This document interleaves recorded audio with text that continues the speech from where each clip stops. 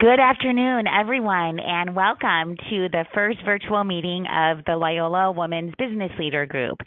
This is Sue Eaglebarger, and first of all, thanks to everyone who's joining our webinar today. And I know we had about 13 people who were on, and hopefully more will join us as we progress here. This is, as I said, our first event for 2019. And just as a reminder, the mission of our group is helping women grow personally and professionally. And this is an intentionally broad statement because it gives us great flexibility as to the topics we can cover going forward. So again, as a reminder, 3 more sessions will be scheduled throughout this year, 1 each quarter, and your ideas are welcome. Many of you have already submitted ideas, and those are under consideration, but please keep them coming, and I'm hoping to announce the second quarter topic very soon. You will all receive a feedback survey about today's session, so look for that later this afternoon or tomorrow.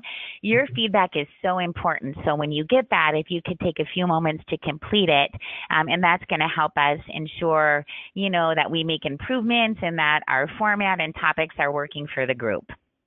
And again, I'll just remind you, you all have my contact info. So again, reach out at any time with topic ideas, suggestions, concerns, anything at all. Your input's always welcome. Before I turn it over to today's presenter, I have a quick note here. You all have the ability to mute and unmute yourselves.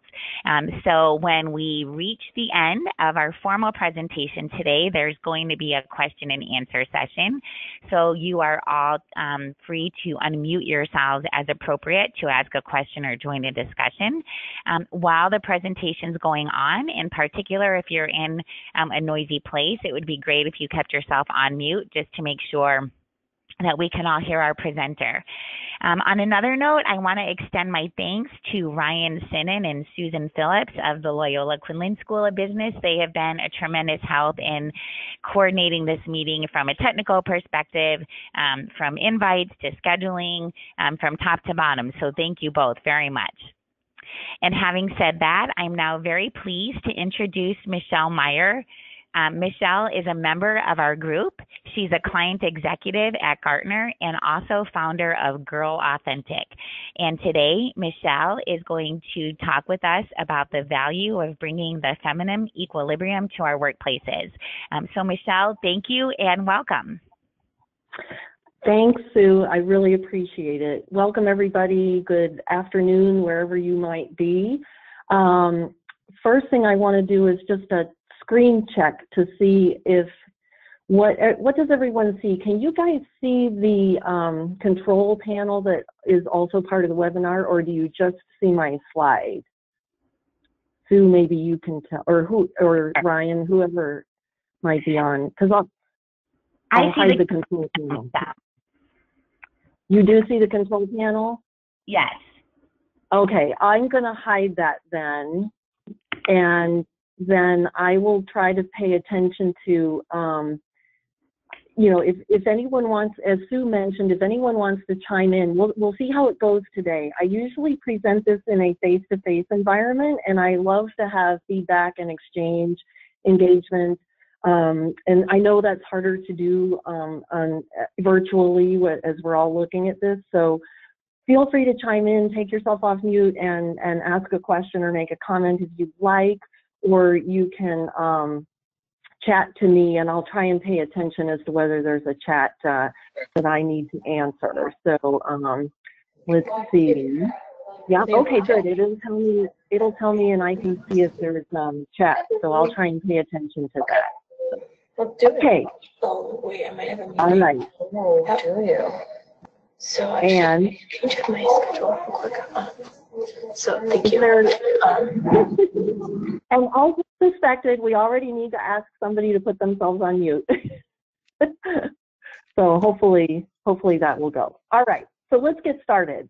So thanks for joining us today. And what I want to do today, and really what I've been doing with this, is it's really a conversation that I started having Believe it or not, I created this presentation and have been presenting it since 2013. So it's a conversation that I've been involved in and presented to a number of groups and various folks over time to have this conversation. It's become even more relevant, I think, given recent times, which I don't know if that's a good thing or a bad thing, but it's definitely more a part of the conversation now. So I'll definitely be curious to see how this lands with this group and find out what they think. And whoever is typing, maybe you could put yourself on mute. So let's get started. What I'm going to present today is an idea that there is a legacy that today's working women can create for the future. We've all been working under a legacy up to this point, I think, and we'll talk a little bit about that. But the future legacy that I think we as women have an opportunity to create in business is really to address what I would say is an absence of something in our major corporate and political and other major societal structures. And that is, I call it the absence of or bringing forth the feminine vibration. And what do I mean by that? And I am attempting to forward. See, Ryan, we do a dry run for all the technology, and then we get, okay, great. I knew if I pressed enough buttons, I would get it to go, right? Okay, so people often say, what do you mean by the feminine vibration? And what I mean is that there is a certain mode of operation and a vibration that is absent from a lot of the structures that we work in today. And this slide is really just a way of trying to bring forth my view and views that others have shared with me as to what that could look like or what it does look like. And what sometimes I think a lot of people would agree that is not really prevalent or might be absent in a lot of the environments that we spend a lot of our time in. And so, typically, some people would say, okay, what does this look like? And I do say that the feminine vibration shows up in these kinds of behaviors, I think. Now, having said that, that does not mean that it's a gender-related issue, right? I think I'd be willing to bet that many of you today are coming from or thinking that I'm discussing this as a gender issue and that this is a women's issue. And thus, it is part of our group. We're coming together as a group of women or men. I can't see who's on the list. If men have joined us, welcome. We're delighted. And that's understandable because a lot of this has been talked about almost exclusively in the context of a gender issue related to women for the past couple of decades, really. And what I'm here to propose is that this really isn't a gender issue. It's really about how all of us want to live and work. And that's what I think today's working women's legacy can be, is whether or not we can bring this forward. Can we bring forward a new paradigm for everyone? And so I think we can, but I do believe that primarily women will probably take the lead in this, in bringing forth the feminine vibration. But in doing so, I think that will create the balance that we're all looking for, that men and women are looking for. And in fact, we women today are creating a new paradigm and a new picture of quote unquote having it all, right? And that typically entails, and I think it still does and it will going forward, that what that looks like is that means that we want time for our families and our personal interests and our communities. And we want a fulfilling professional life. or that we have the need for a professional life, right? Because we need that support. We need the financial wherewithal that comes with that. So really changing the conversation about having it all to the standpoint of expecting it and talking about having it for everyone. Because guess what? The guys don't have it either today. They just don't dare say that they don't in many places. So what we have been doing, honestly, as a group, as a group of working women over the last couple of decades, is we have been creating new structures and sending new messages, but I think we need to be more overt about it, both for our younger generations of younger working women and men, and they are actually part of the chorus that is requesting or demanding this. So it's a nice synergy in some ways, I think, and I think we can take a lead in doing it. So let's talk about the legacy, I'll call it the previous legacy, or kind of the one that we're working under today. So it actually, I think you can trace a good amount of it back to Title IX, which was legislation that was passed in 1973. And given the age of the group on the phone, many of you might know what this is. I find that when I present to younger audiences, particularly younger women, they don't even know what this legislation is. And they don't realize that it's actually the foundation of a lot of what is in place today in terms of what they just accepted as normal, in terms of all of the sports activities that they have available to them all the way up through their college years, which have led to professional sports activities. It's really where it started. Was Title IX was legislation that said any school that received public funds had to provide the same amount of sports and activity access and funding to girls as it did to boys. And because that wasn't in place before. The other legacy that we're living under today, and at the same time that Title IX was passed, there was a lot of people across the country working on something that we still don't have today, which is equal pay for equal work.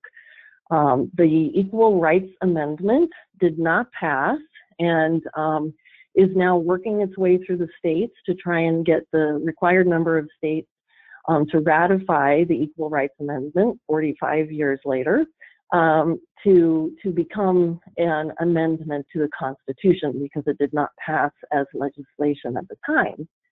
And then, when I created this slide in 2013, I had kind of in mind that by 2016, regardless of your political leaning, that I might be able to change this picture a little bit with an indication of 2016. We might have a slightly different view, at least in one area, where we could say that we've broken through the glass ceiling. Unfortunately, I would say that picture still applies today, and we'll talk a little bit about the numbers as to why.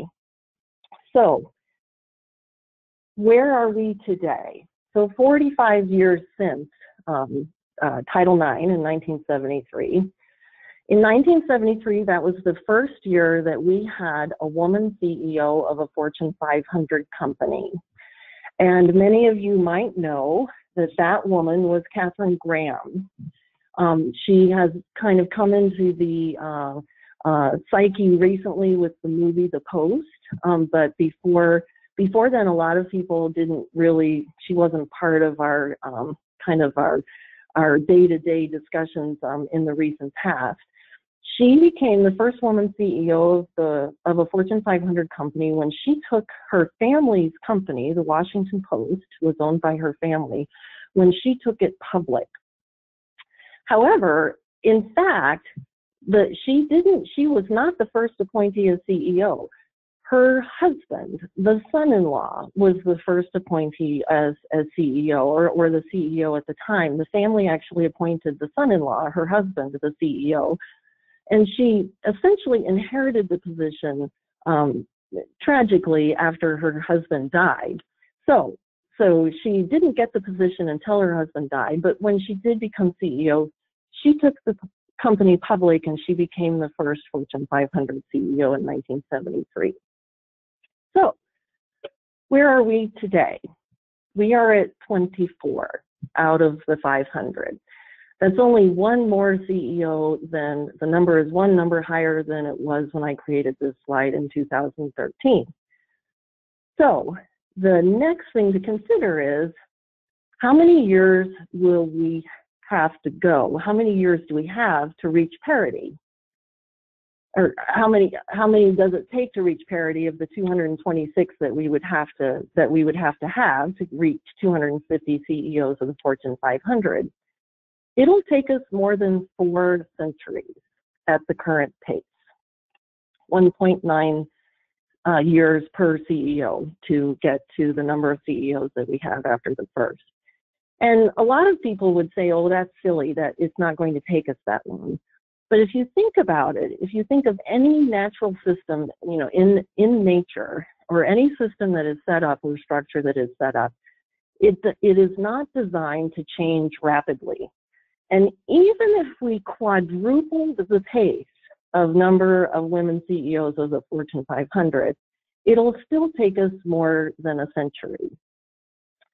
So the final number is, well, how many are in the next 500 of the Fortune 1000? There are 30 today. So it's really not any better or any different. So what I would also say is, having had the good fortune to be in many of these companies, either as an employee or as a consultant, my 19 years of consulting, the one thing I would say is, I would contend that there isn't a single one of these Fortune 1000 companies that doesn't already have a woman working for them that would be perfectly capable of serving as the CEO. So then the question becomes, why don't we have 250 CEOs of the Fortune 500 or 500 of the Fortune 1000, right? So let's talk about that a little bit. We'll get to that in a minute.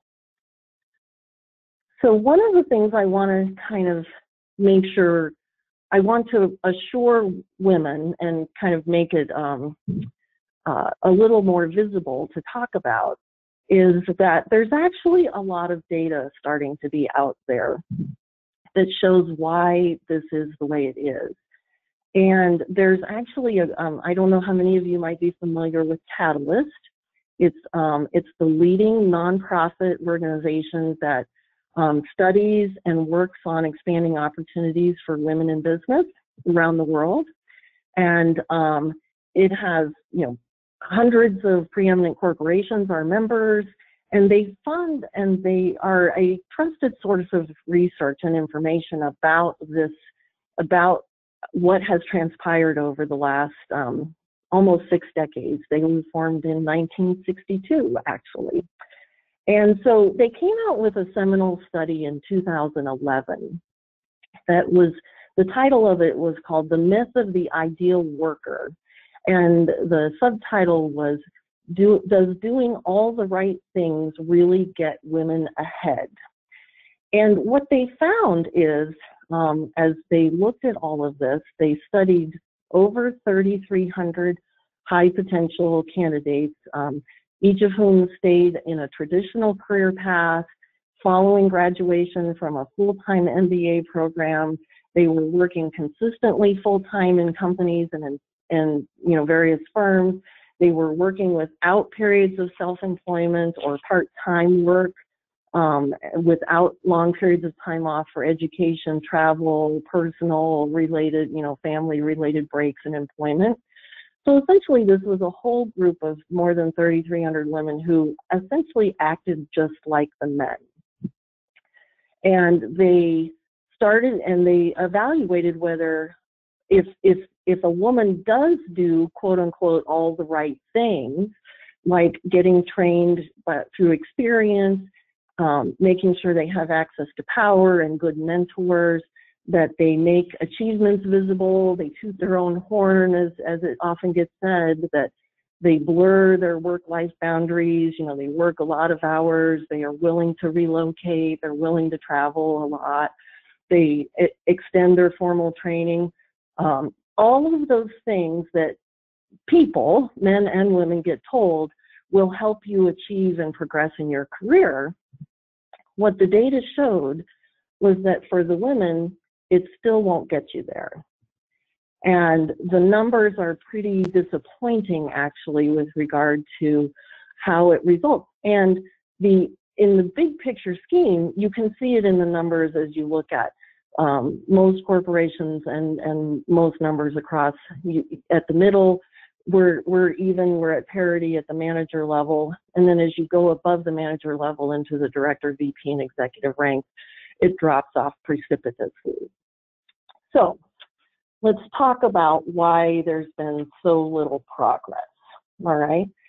So I would contend that the reason there's been so little progress is there is an imbalance today, but it's maybe not the imbalance that you think it is.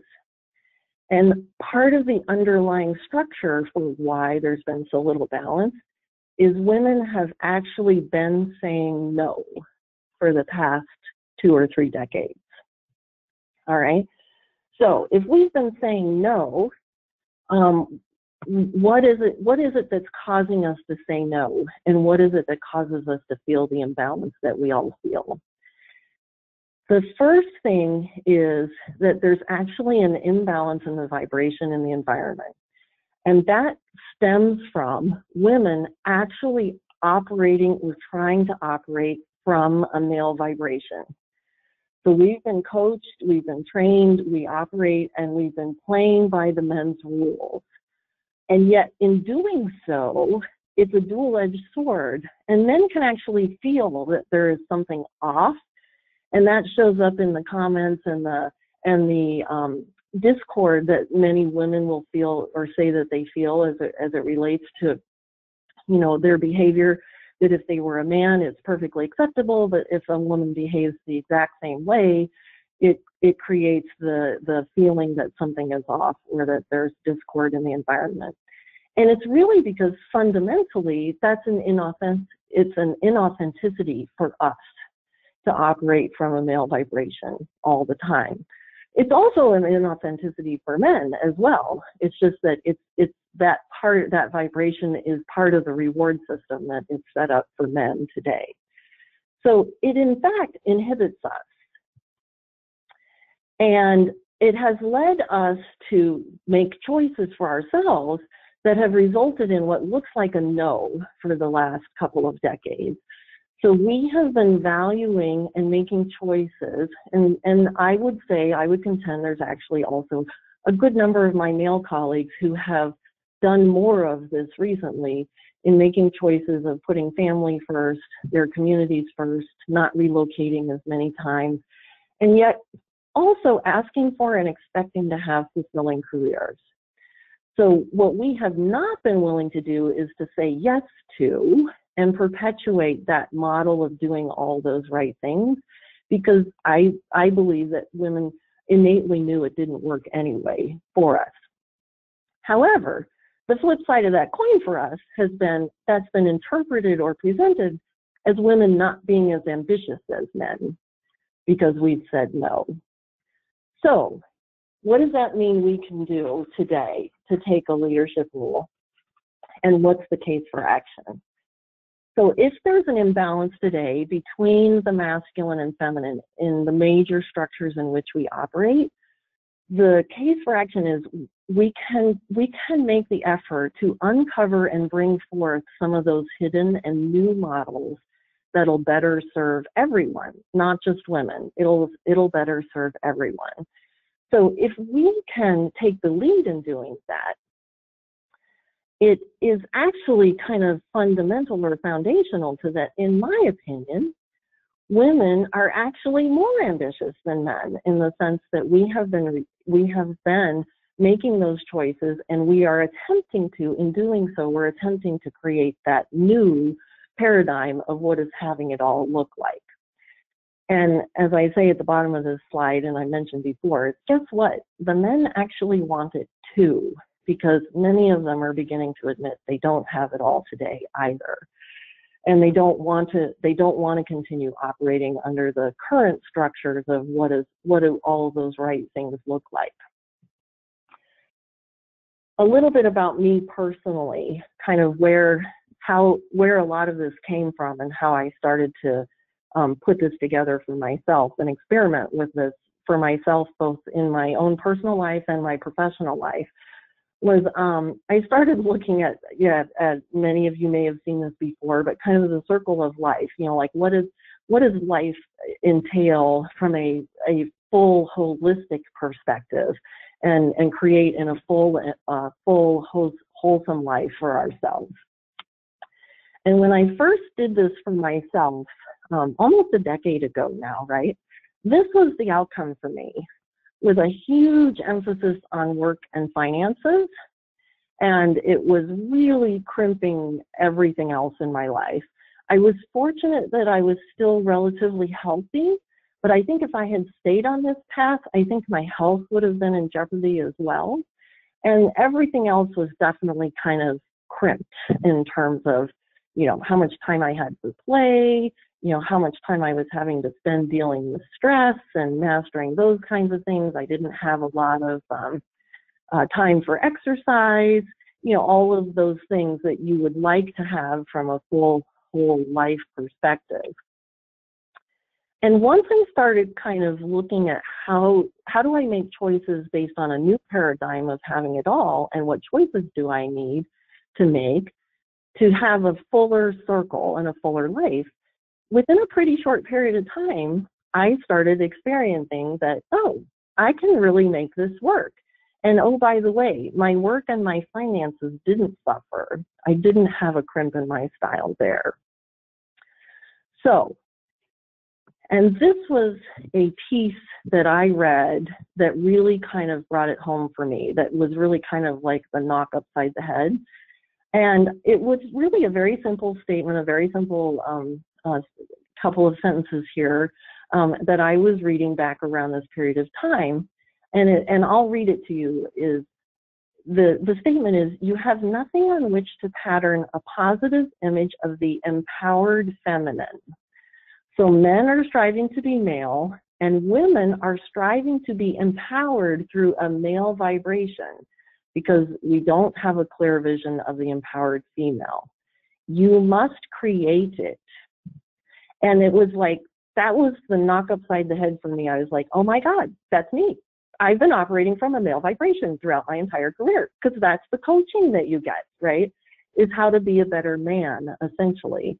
And yet it still creates that imbalance and that feeling of inauthenticity. So I was talking with a good friend about all of this as all of this was running around in my head, and what was really driving me was, how do I change this so that it's not this way for my daughter? And I didn't really know. And my friend said to me, she says, so what are you going to do about it? And I was like, what do you mean? What am I going to do about it? I don't know. How am I going to do anything? These companies won't change. They won't change their structures. They won't change the way people work. They won't do. And so I actually finally came to the conclusion for myself personally that one of the fastest ways to progress is to actually look at and start talking to women about building externally, building new companies, that it's going in literally creating that balance of the masculine and feminine, that balance of the male and female vibration, which again is not necessarily gender-based, right? But what's the vibration in the environment? And then start asking, how do we make progress at a much faster pace than that 400 plus years, or at best case, maybe 100-year pace that we're operating in today? And how do we do it so that we make things better for everyone? So there's a couple of fundamental things here that I think we can do as women if we're looking to build externally. And we'll talk about in just a minute what it would look like if it's an internal effort inside your current corporate structure. So if you're looking to go external, obviously having some form of education, but I'm not proposing that has to look like the current education path that many of us in my generation at least grew up with, who've been working for the last 30 years. It's the focus on obtaining a domain of knowledge, whatever that knowledge domain is that you're really interested in. Figure out a way to educate yourself in that domain of knowledge. Then, why build business? Because businesses today are still one of the fastest ways to build wealth and abundance. There is absolutely nothing wrong with money and abundance and creating those opportunities for yourself and for others in your community. And then encouraging each other to really openly and overtly create what women have actually been doing on the fly for the last 20 plus years in business. And then lastly, if you're not going to build yourself externally, look for opportunities to invest in women-owned and women-run companies, but those companies that demonstrate the balance of the masculine and feminine. We probably won't have time to talk about it today, but I have some material later that could be discussed, or we can discuss offline, about some key areas. I think there are tremendous opportunities to build externally, build businesses externally today. And finally, doing it with a long-term perspective.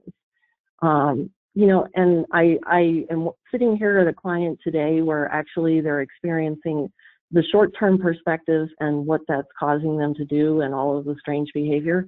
They turned in record revenues this year in 2018, record backlog of business, huge financial returns for the companies. And because the street was asking them about some margin performance that wasn't quite what they said it would be earlier in the year, they have just started layoffs so that they can meet a margin number later this year that they have told Wall Street that they're going to do, that they're going to meet. At the same time, they have also told the external market that they need to hire 40,000 people in the next 5 years in order to deliver the backlog that they have on the books today. But they're taking a very short-term perspective because of the vibration that's driving them to behave the way they are today. Now, if you're not, if building your own company and creating it, literally creating an empowered balance of the masculine and feminine so that it looks and feels that way for everybody, what are some of the models that we're starting to see internally, and that if women can begin to promote, we can use that as a way to bring that forward for all of us. And I can see that there's a chat box. Okay. Am I missing any comment that I should? Okay, I don't see any major comment that I should be commenting or answering a question. If anybody does have something, let me know, because I'm almost done. What's the internal model look like, or the internal paradigm? Some of these you will have heard before, right? It does pay, and it is important to self-promote. And that means asking for the next opportunity and asking for the raise. As somebody said, and I put this in quotes because it was a woman had said this, she said, "I want the raise, not the praise." And we tend to, honestly, the data is there that shows that women will accept praise over, something tangible like money. Like, no, I want the money. I don't care if the praise is associated with it, right? I want the promotion and I want the raise. Say yes to opportunities that are presented. The data is also there that women do not do this. They expect that they need to be much more qualified for opportunities than men will say yes to, and given whatever their current qualifications are. The reason you're being given the opportunity is to grow into it, to become qualified, to learn those skills, to learn all of those things. Do not assume that you need to be fully qualified and have 100% of whatever is listed as what's required to do a particular job, whether it's the next job you want in your company, or if you're looking externally, if it's a job that you're looking at. Women tend to do that, and the data is there. Don't do that. Stop doing that. There's a great YouTube interview with Ginny Rometty, who is the CEO of IBM, that she talks in the interview about an experience for her personally around that in her progression at IBM. Be very straightforward and ask for what you want and you need to make things work. And here's the caveat: make the ask for everybody, not just for yourself and not just for women in the environment. We've been very good at going on, doing it on the fly, essentially, going to our managers and saying, could I have a flexible work schedule? Could I not come in on Thursdays or Fridays? Or, can I work a reduced schedule? Or whatever it is that would make things work better for you. Some people have been willing to ask, and they go and ask for themselves, but they don't ask for everyone and have it and ask that it be something that is available for everyone. Because guess what? The men would like to do it too. And so those changes that you're proposing, propose them for the entire workforce, whether that's flexible schedules, what the paid time off policies are, whatever the working arrangements are. I once had somebody suggest to me that in certain operations, distribution center, for instance, or a customer service organization, that, do you think if you put a large group of people, intelligent, capable people together and simply gave them some requirements as to the center must be open from 6 a.m. to 10 p.m. It has to have a certain number of people covering it those hours. We have to have a certain level of performance. If that was, if you gave the requirements to the workforce in terms of how that gets delivered, what are the changes or the different ways those people might come back in terms of saying how they could make that happen? I would challenge and argue that things could look quite different than they do currently in most structured work environments. And lastly, I think it matters in terms of building these new paradigms and these new models internally. It matters and it will require that we add more women and minorities to your current environment, and particularly in leadership roles, and work with them and have them take the lead in how to make it work, because the underlying reason is adding more women and minorities changes the vibration. It literally changes the vibration in the environment. And if you don't do it, it doesn't change the vibration and the structure won't change. So let me leave it at that. And I think we have a few, okay, good. We've got 20 minutes left, and I do want to open it up for any comments or questions. Anyone has anything, or if they want to explore anything further, I have a few other ideas or content that I could share if it leads us to that. So let me just stop there and see if Ryan or Sue, if has anyone come through with anything that I might have missed. Hi, Michelle, this is Sue. I haven't seen any comments for you to respond to. Okay. All right. Well, then we'll just open it up to anyone. Does anyone have any comments or questions, or want to challenge anything that I've said in terms of what they see is working or not working? Michelle, I have a comment and a question, I guess, combined. This is Sue again. Go for it. Yeah, go for it. I think it's so intriguing, the idea of things that we as women may ask for in the workplace. Your idea of this is really something that's good for men and women. Mm-hmm. I think it's, it really hits home for me as being so true and so obvious, and how is it not thought of this way before? So I thank you for that. And my curiosity, or my question is, I'm curious as to, you mentioned flexible schedules, paid time off, remote working arrangements. Is there something about which you're aware that is sort of the number one ask that is really something that helps make it a more flexible or engaged workforce for men and women? Yeah, I think I have flexible schedules listed there first, actually, for a reason, because it is the number one ask, right? Women tend to ask for it more because the data also shows that women are carrying more of the burden of the other schedules or the non-work schedule requirements. So they need more flexibility in all of their schedules to try and make it work. So women tend to ask for that more. But it is also the number one ask by men as well. Men would like the flexibility also. And a good example was I was presenting once to a group of women, a combination of women and students, and I said, if there was one thing about the major structures you live with today, what's the one thing you would change? And a woman she shot her hand up and she says, pick me, basically. And I said, what is it? And she says, the time that school starts, right? It's like there is literally just so much schedule constraint on people between when people are expected to be at work and when kids are expected to be at school, and what that drives in terms of a daily schedule, that if, and quite honestly, which schedule would be easier to change, your work environment schedule or the entire school district schedule, right?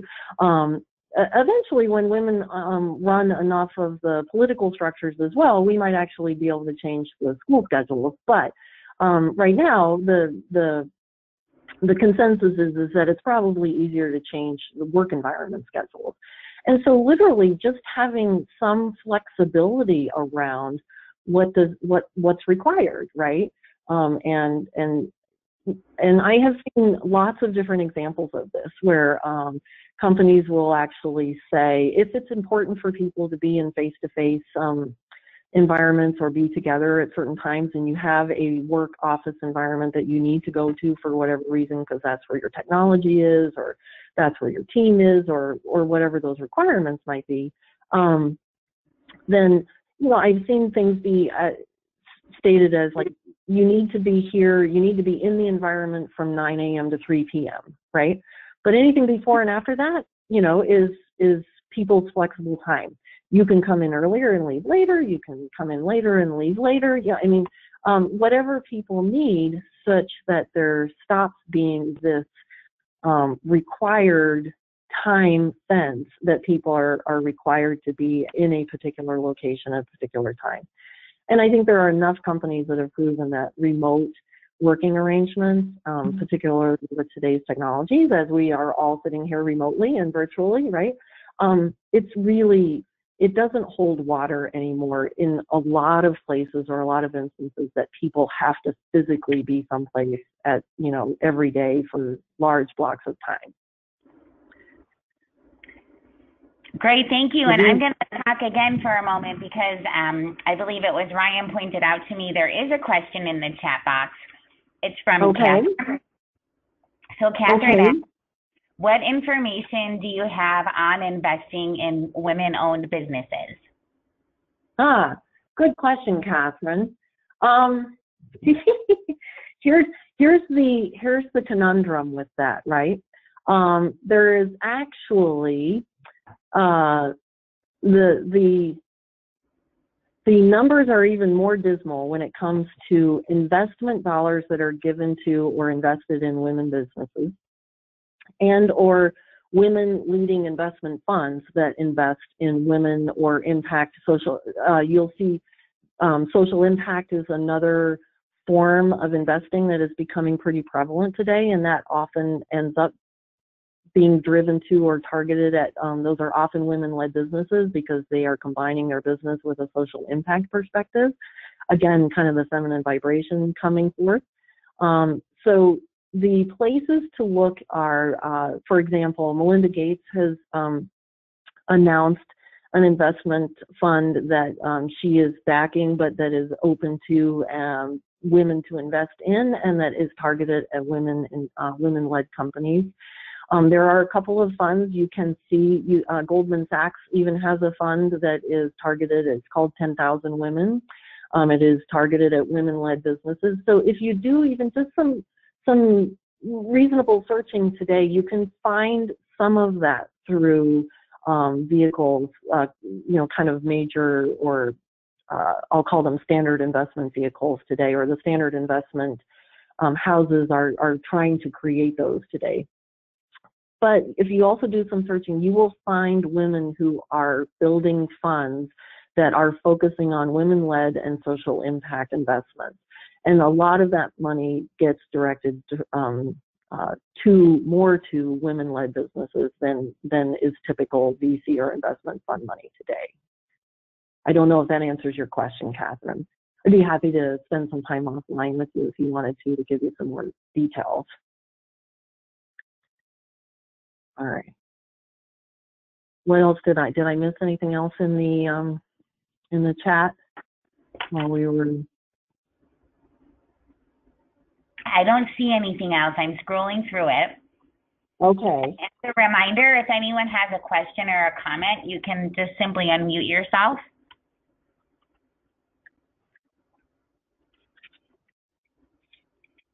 And if anyone has, I have other content that talks more in depth about like what those kinds of companies, if you're thinking about building externally, just as you scan the landscape and you look at where those opportunities might be, there's some good thinking out there and some ideas as to where those opportunities might be. And really it's because I want to encourage women to encourage either yourself or the other women in your life to go after businesses and build businesses that will be valuable, right? And specifically, there's a lot of efforts happening today to get women into a pipeline or to rebuild a pipeline, the STEM pipeline that was actually doing quite well. Let me go to, I'll leave you with this, if no one else has any. So what businesses are going to be valuable in the future, right? It is going to be science, engineering, and business based, right? Because that's where the money is. And so does anyone know online, you can type it in the chat box or holler if you want, does anyone know who this person is? You may not know. Most people don't know her by this picture. Yeah, did somebody know? No, I said I don't know, and I feel like I should. Oh. You know who it is now, right? Yeah. So this is Sally Ride, and unfortunately, she actually just died a few years ago in her early 60s. And the reason I mention her here is because actually the STEM pipeline for women in the course of time, since the late 50s up through today, was actually at its peak when Sally Ride when she took her first ride as an astronaut. And it has been going down since then. And so and we know that, since 2006, for instance, the percentage of women going into the sciences has leveled off. And there's actually been decline in female engineering and physics majors. And the number of women choosing computer science has dropped from 30% in the 1980s when Sally was astronaut to less than 18% today. And a lot of people would contend the reason is because all of the moms that were at the peak of that pipeline back in the 80s, so all of people like me, they went in, they attempted, and they left. And they have not encouraged their daughters to do this, to do the science and the engineering and the technology work. And so if you think about business areas where science and engineering and technology might be important, here's a few areas that are looking like these would be areas that would be worth paying attention to. The first one is what's been referred to or tagged as the design economy, the design, build, deliver. Everybody holds Apple up as the example of this. Apple doesn't actually build anything. They design it, and then they farm out the building to a lot of people on the other side of the planet, which gives those people a chance to build a middle class and an economy based on that building capability. And then they figure out how to get what somebody else has built for them, get it delivered to everyone else in the world. That's a cycle, and that's an economy that we're going to see more and more of. Another big area I think is going to be the environment. and what's the science and technology behind that, and how we address both the environment and energy challenges in our life.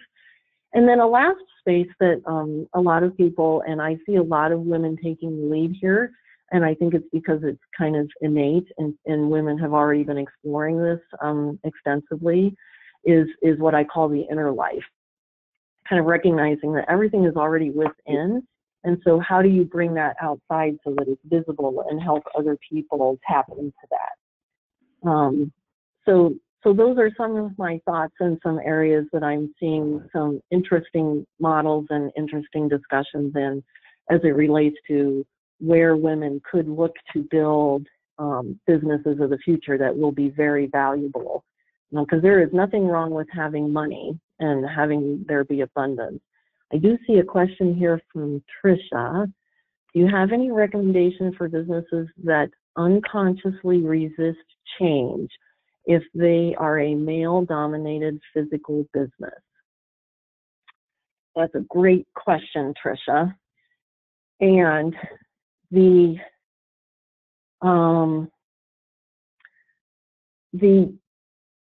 it's actually, there's an interesting kind of dynamic today, and it's part of the conversation and dialogue that many of us are having.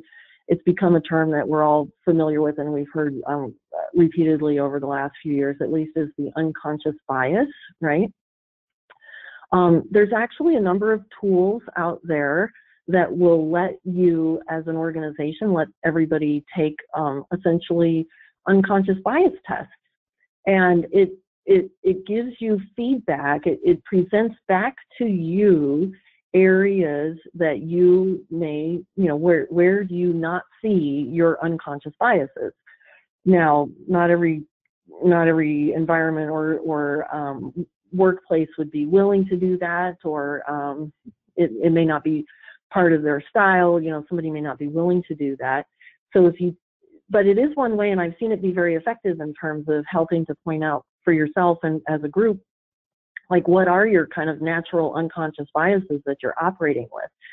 And the biases can relate to a lot of different facets of diversity, or facets of things that are just like, it's normal for something to not be there. So you don't think it's abnormal for there to be an absence of women, or an absence of minorities, or an absence of, whatever age groups might be absent from your work environment, right? It just looks and feels normal. That's why it's unconscious. So some of those unconscious bias tools I've seen those be quite effective at least opening up the conversation. And then the other thing that I have seen that I would recommend in terms of the resistance to change is just simply very clearly stating, and chunking it off. Maybe, like, you don't put a list of 12 things that you want, but what are the top 3 that you believe you can get a lot of support for, both across the work environment, not just from a women's perspective, right? And put those forth and ask. Literally ask openly and overtly, and put it forth either through the management team meetings, the HR processes that you might have, depending on how large your organization is, right? And just put forth what it is. There's a great, Catalyst has a case study that they showed back in the early 2010s, again, about the same time that they came out with the study about doing all the right things. One of the case studies was a very large law firm in Chicago, and they started down the path where they had started creating an alternative work path, and it was brought forth by some of the women partners, and it was presented as an alternative path for women junior associates to an alternative path to reach partner. And it made its way all the way. It got they put teams together to design what it would look like, and what the business impact would be, and what the HR policy impacts would be, and all of that. And they got all the way to the point where they had essentially designed it. And the design was, and I'm making up the numbers here, but let's say the normal path was you bill 2,000 hours a year and you're going to get paid $200,000. The alternative path was you bill 1,800 hours a year and you're going to get paid $175,000. You know, what they had designed what that alternative path would look like. And when they were presenting it to the partner panel that was going to approve it, one of the male partners actually said, "Why are we presenting this only as an option for the women?" And they went back and said, and he said, "I'd like to challenge us to think about this being the option for everyone who would like to take it." And they went back and modified it, made sure, you know, kind of evaluated what they thought the impact on the business might be. And they did. They offered it to the entire firm, and 50% of the people eligible to go on that path accepted the alternative path. And it was about 50-50 men and women. So it was the conversation of saying, this is an adjustment or a change for everyone, not just for women in the environment, that really led to, and their retention was up, their billings were up, their profitability was up, their, you know, the number of people leaving the firm went down. It was actually good for business. And there's a ton of data out there that shows that doing these kinds of things is actually good for business. So then the question really becomes, the underlying question is, if the data shows that, why aren't we doing it, right?